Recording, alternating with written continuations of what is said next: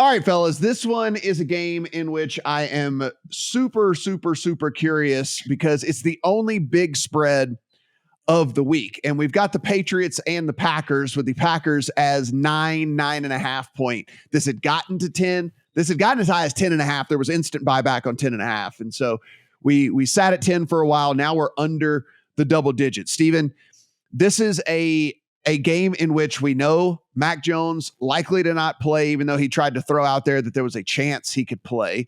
I think if you're a Packers backer, you would love for him to play in this game, because a dude with a severe high ankle sprain trying to throw against your team is certainly something you would want. But the total reflects what we were getting in this, 39.5 to 40. Packers defense has been pretty good so far. Packers offense work in progress. I'm just wondering if you think the number's too big. Yeah, it might be. I don't think you're ever going to try to make a case that the Patriots win this game outright. So I think then our question becomes, is 9.5 too many points for this Packers team that, again, the offense is a work in progress? Like, Adam, what's your initial thought here kind of on when you saw the 10? Did you say like, I don't know about 10 now that we've seen some money come in at the 10, we're down to 9.5 or 9? Like, do you agree with this? Like, where are we? Because I think, again, conceptually, we got to talk through this from just strictly from that standpoint. I don't think any of us are going to make a case for the Patriots winning this game outright.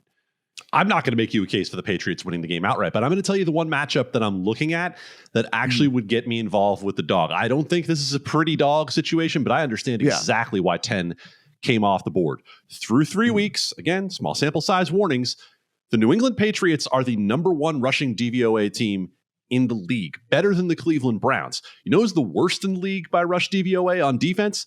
The Green Bay Packers here at the moment. So you're talking about, strange as it might seem, strength versus strength with the New England running game versus the Green Bay Packers rush defense. And if you say to yourself, well, they're just going to load the box up, what did you think they were going to do in the first place against Mac Jones? Right? Nothing really changes there. Like, you already evaluated this Patriots team as a team that can't throw the ball. So I don't think anything in your handicap changes significantly with Mac Jones to Brian Hoyer. Yeah, I know it's in terms of the points, which is why this game moved from 6.5 to 9.5 in the first place. I make it 9.5. I think 10 or more is too much. And I would, if it gets back over, with Green Bay in a 3-game afternoon window, as people are steaming and chasing, could easily get back to 10. I think 10's too much, and I would take New England.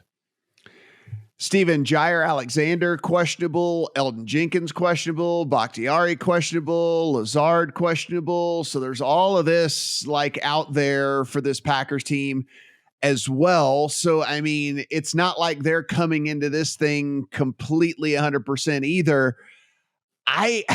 Y'all know, I am so far down on the Patriots that I couldn't be further down on the Patriots.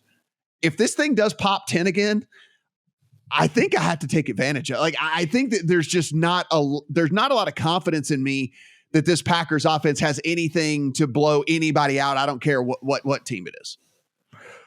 I'm just going to ask you guys a very simple question. You answer yes or no. We'll start with Matt and then go to Adam. The Packers closed as a 9.5 point favorite at home against the Chicago Bears. Are the Brian Hoyer Patriots better or worse than the Chicago Bears?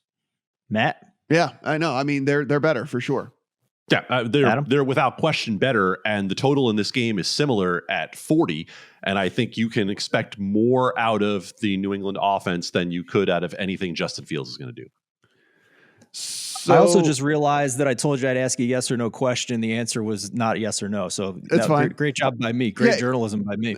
No worries. But I mean, I honestly think though, guys, I mean, I guess we're kind of all on the same page here. If this thing gets back to double digits, we probably pull the trigger, huh? I'm tempted. Yeah. My concern is on the flip side here with the New England defense against the Packers offense, because I think that the Packers are starting to figure it out with the passing game. It's going to take time, obviously, but looks like he's developing chemistry with the rookie Romeo Doubs. They should have scored 21 last week. They couldn't run the ball on the Bucs defense, but nobody really can. Mm-hmm. Rodgers with a respectable 7.3 yards per attempt against that elite Bucs defense.